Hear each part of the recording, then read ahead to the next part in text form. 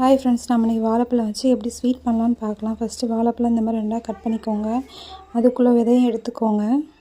அதுக்கப்புறம் வாழைப்பழத்தை இந்த மாதிரி குட்டி குட்டியாக கட் பண்ணி எடுத்துக்கோங்க.